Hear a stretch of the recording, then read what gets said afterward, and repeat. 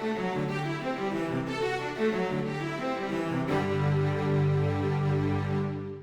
first submission is from Fed Up Mary. She says, "Hi, Steve. I'm a 41-year-old Latina woman. My life hasn't been easy, and I feel I've settled somehow. My children are grown. I also have grandkids who I believe are my reason for being here. My significant other some days makes me feel as if my world is perfect, but there are times that they make me feel as if I'm rejected, and those days I'm in a dark place. I feel at my age, if I'm not settled or secured, what's the point of being here? I want to help people, yet I don't have the means. I'm so confused." Mary, that's a great question. Let me just first of all assure you that lots of people throughout this world, men, women, non-binary people around the globe feel exactly the same way that you're feeling right now. Listen, we all want to feel that we're supported by our significant other. The people in our lives are really the bedrock of the relationships that we have around us. When we build our self-confidence, it's often upon the rocks of others that we lean. Society doesn't normally teach us to build our own self-confidence. We learn that validation from other people, and that's what I'm hearing that you're saying about your life. That when your significant other feels good and when they're happy with life, that you feed off of that makes you feel better, that somehow that validation is what gets you through the day.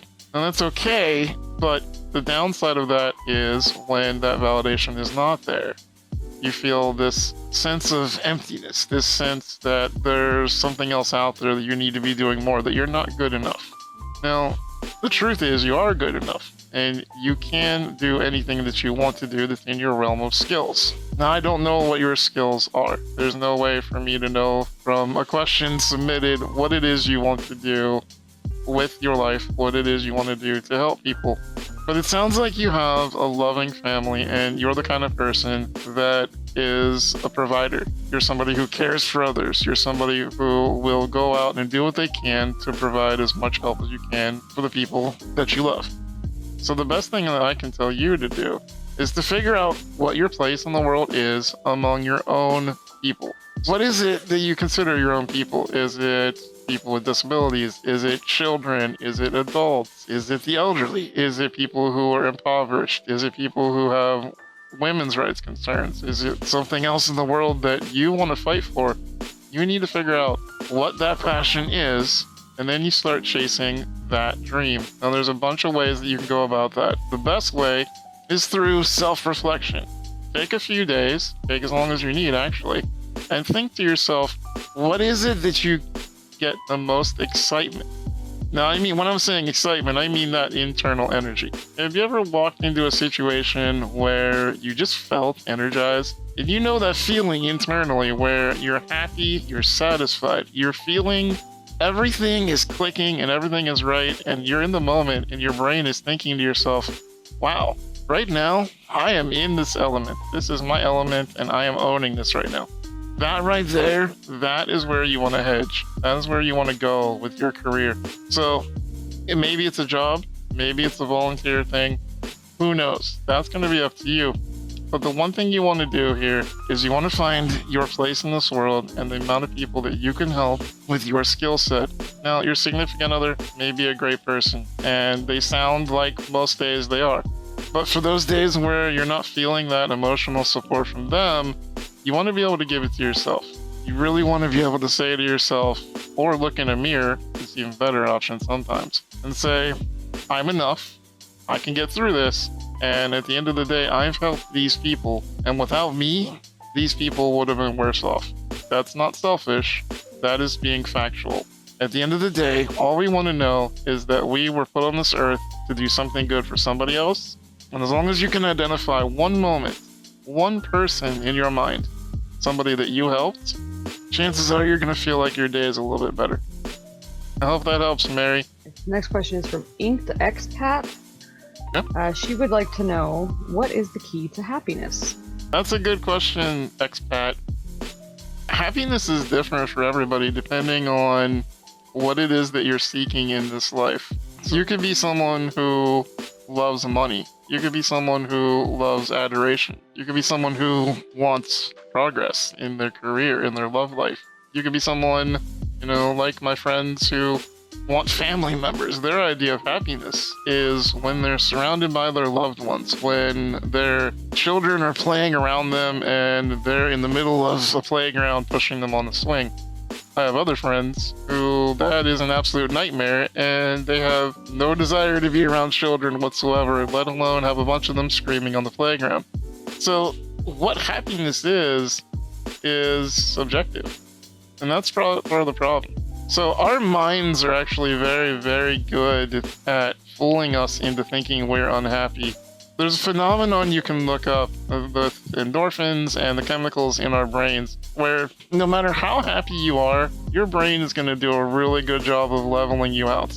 Have you ever found a video game or a circumstance in life, be it a significant other, a new job, something that you had been waiting for a long time, and that made you really, really happy for a few days, and then a few days later you found, that's weird, not exactly so shiny and new anymore, and then a few days after that, it's pretty much back to normal? Well, that's something that your brain does in order to protect you from the world, because your brain doesn't want you to be sad. So that same function that it does when things are going bad, and it tells you it's not going to be so bad, it's going to be okay, and you start to make yourself feel a little bit better, well, your brain does the same thing on the other side too. If you start becoming too happy, your brain is going to try to bring you back down and bring you back to level so that you're able to watch out for those tigers that might jump out of a bush. At least that's what our brains still think is going on, even though most tigers nowadays, you'll find them at the zoo. So when you're looking at happiness, you really want to figure out what it is that will enable you to have that feeling all the time. That existential, this is amazing feeling. You want to figure out, how do you tap into that as often as you can? The problem for a lot of us is that we think about happiness as that kind of adrenaline rush almost constantly.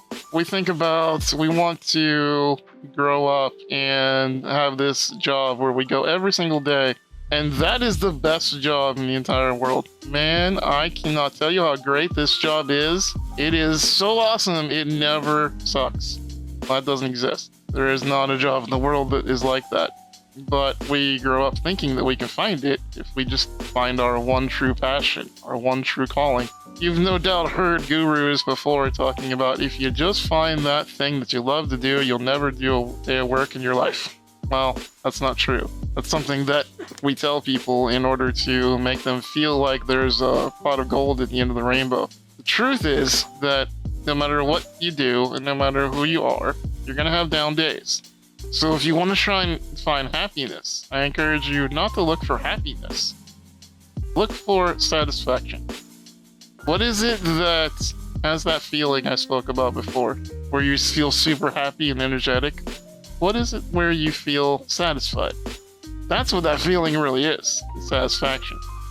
When you're finding yourself satisfied, whether that's in the arms of a lover, with your children, with a big pile of money like Scrooge McDuck swimming around, it doesn't matter. It's only what's satisfying to you.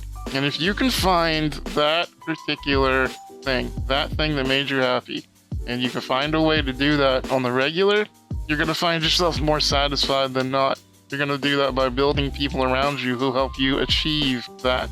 Not the ones who will doubt you and say, oh, there's no way you could ever be a juice stand owner. You want to find the friends who will say, you want to make mango juice for the rest of your life? Hell yeah, girl, go do it.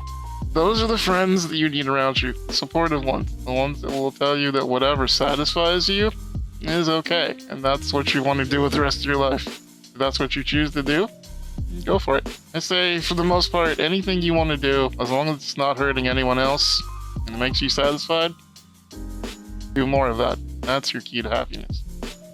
Thanks, expat. That was a great question. We have an anonymous question now. They write, so I'm doing great in school overall, but my social life has started to dwindle. I've managed to create the perfect mask, but I almost wish there was a crack in it. I can't talk to my parents because to them I sound like a whining teenager. It seems like my personality ticks people off too. For example, I thought I had made a friend, but later found out that they thought I was irritating. I seem perfectly fine on the outside, happy even, but I'm really, really tired. I don't know what to do. I'm surrounded by happy people, and I've got a perfect mask, but somehow I'm just not happy. Is there a way to fix this? Wow, that's a really great question, Anonymous. So, there's a couple of things here that we're gonna have to unpack. First of all, let's address where you talk about wearing a mask. This is something that all of us do every single day. I'm doing it right now. Everyone you've ever met wears their own kind of mask. Now, I talk about this in one of my videos, Who Are You?, where I go into detail about the ways to find who you really are and who you really want to be. But suffice it to say in this conversation, no matter what you call it, we all wear masks. Every single one of us has a mask that we wear depending on who we're around. You are not the same person around your parents or around your grandparents or around your children or your best friend or that friend that betrayed you that one time but you still love them now or the friend you just made 2 minutes ago. These people all get to see a different side of you. So when you're building a mask, it may seem like you're building a fake version of yourself, but that's not what it is at all. We all build up parts of our personality to show who we are as a person while we're in a certain situation. That is just something that we do in order to preserve our own sanity in given situations. Have you ever been in a lecture that was really, really, really important, but it was boring as heck? Well, in those situations, you may want to pretend like you're paying attention so that you're not penalized by the professor. Or if you're in a meeting, maybe you need to look like you're paying attention even if you're really thinking about painting your garage over the weekend. These kind of masks are actually what we do in order to preserve ourselves. So you're not as alone as you think you are in wearing those masks. Believe me, those are just facets of yourself. And they're closer to who you are than you might think. Now, the second part of that is, you say that you made a friend and later on you found out that they thought you were irritating. Well, there's a couple of ways that could go, and without further information, I can't fully dive into it. But here's what I can tell you. If you are somebody who has a friend and you find that they're talking behind your back, that is not a reflection on you. That is a reflection on them. That person is insecure. That person doesn't value you or themselves the way that they should or the way that they say they do. Someone who will go behind your back and speak differently than they will to your face, not only would someone call that, quote, two-faced, but it's actually more like they're disrespecting themselves.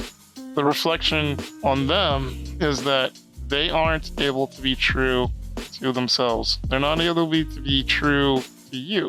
They're not able to communicate to you what it is that's going on that they really feel, and they don't respect the relationship. So at the end of the day, you may be better off without that person in your life at all. The caveat to that is that sometimes people don't feel they can be open with you. So you need to analyze that in yourself. Do you feel like you're the kind of person who someone can approach? Do you feel like someone can say to you, hey, listen, I feel like you're really stressed right now. Are you okay?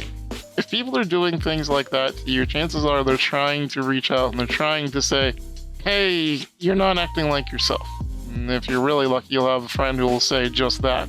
If you're not so lucky, then maybe they'll ask the softer questions. Either way, when someone comes to you out of the blue, one of your circle, and they ask why something is different, that's usually a good indication that something's going on, and maybe it needs to be addressed. That just depends. I can't really advise you on that without knowing you very personally. But the good way to say this is if somebody that you've known recently and you feel know you not so well, chances are it's the first and they're just not really honest with themselves, and they're probably more a reflection on them, not on you.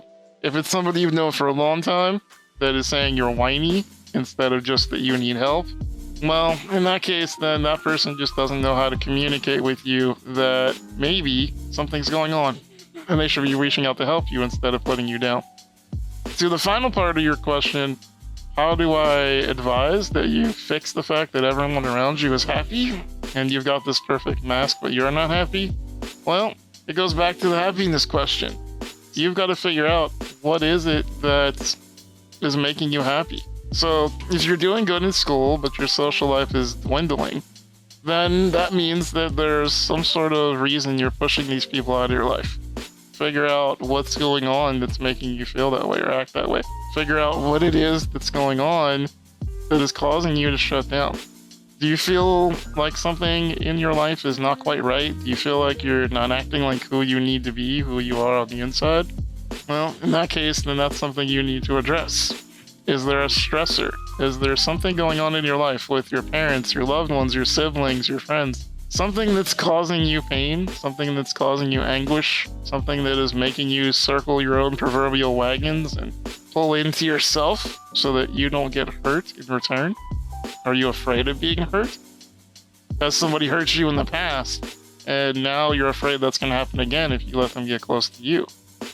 Well, those are things that you're going to have to work out for yourself, or perhaps seek out a professional advice giver. A therapist might be in order in this case. Find out what it is that you think is going on and why you're finding that the perfect mask isn't giving you the advantage that you once thought it was. As for the cracks in the mask, well, my friend, that's just a classic case of growing into your own skin. If you're younger, you're still in school, that means that you're, probably a late teen or so, then all I can tell you is that you're gonna keep learning who you are as you go. And I can honestly tell you, my dear friend Anonymous, none of us know what we're doing. We're all just figuring this out the best we can. The people you see on TV, me, my friends, the most interesting ones I know, we're all just winging it. We're all just doing the best we can and sort of faking it until we make it. The problem is none of us really ever make it. We continue faking it until the point where we don't need to fake anymore. And usually that's the end of the career. Just do the best you can. And really, at the end of the day, the people who have your back, they're going to have your back no matter what. And you're not going to have to worry about whether your mask is on, cracked, or off entirely. Marie has a question for you. She writes, I had to put my education on pause at 13 to take care of family, and sadly haven't been able to get back to it since because of other life things. She's now 22. Now, I want to get my GED. How do I find motivation to further my education when almost everyone around me says it's unnecessary? Well, Marie, unnecessary is an interesting term there that really sticks out to me. What do you think it is? Is it unnecessary? Is it unnecessary because people don't feel like in today's age you need a paper education? Are they trying to make some sort of socioeconomic standpoint that you can go out and have a career in a trade to make money? Well, then those are all very generic, just sort of broad stroke answers. They're not actually drilling down. They're not helping you as a person. They're not helping Marie. They're helping themselves. If they feel like there's no value in education, that is something that they themselves feel is a problem, right? If they don't feel like there's a point in going to school to educate themselves, then that's on them. Your goals are your goals and yours alone. No one can tell you what you should or shouldn't do, what you should or should not want. Those are on you. If you have decided that after 13 years of service to your family that you want to go back and you want to become a architect, a doctor, you want to be an obstetrician, you want to go back and be a cobbler and make shoes for people, whatever you want to do, that's your dream. And the most important thing you could ever do is protect your own dream. Too many times in this life, we let ourselves be stopped by the people closest to us. At some point along the way, there was something that you decided was more important than your education. In this case, it sounds like taking care of your family. That is a noble and a very smart thing to do. Family is important to most of us. Now that you've done so much for your family, you deserve time for Marie. You deserve time for yourself. And that goes for all of us. We deserve time for ourselves. We only have a finite amount of time on this planet. You are spending your days in the service of others, but you're forgetting about number one. You're forgetting about yourself. And that is sort of the sad side of our culture in a world where so many people show selfish intent. You see people on the news who are getting millions of dollars for raising drug prices beyond the limits of where they should be for Medicare, or you see people who are scrounging each other and managing to get over on one another. You see this world and you go, man, I don't want to be selfish. I want to be selfless. And being selfless is very noble in and of itself. But there's a difference. There's a difference between being selfish and taking care of yourself. You're not taking care of yourself, Murray. You need to put yourself first in this situation. You need to decide that your goals, whatever they may be, if it's to get your GED, to move on beyond that to post-education, whether that's going to a trade school or just hopping into a job, whatever it is that you want, you deserve that. You can figure out a way that you can balance life and your family and your goals. We all have the ability to work together to make sure that all of us are rising with the tide. All ships rise with the tide, and a lot of people forget that. They think, if I'm only pushing myself forward, then all these other responsibilities and people are going to be let down. They think that if their friends' cups run dry, it's their fault. But if I'm pouring from my cup to fill yours, and one day I go to fill your cup and I turn the pitcher upside down and it's dry, I'm not going to fill your cup and I can't fill mine either. Now we're both in trouble. So the best thing that you can do for someone else is make sure that that cup is full. Make sure if you're trying to put drinks in the cups of others, make sure that your pitcher is overflowing. Make sure that you yourself can go out into the world and do good for others by taking care of yourself first. Don't let yourself fall into the trap of putting other people's wishes way before your own. Good luck, Marie.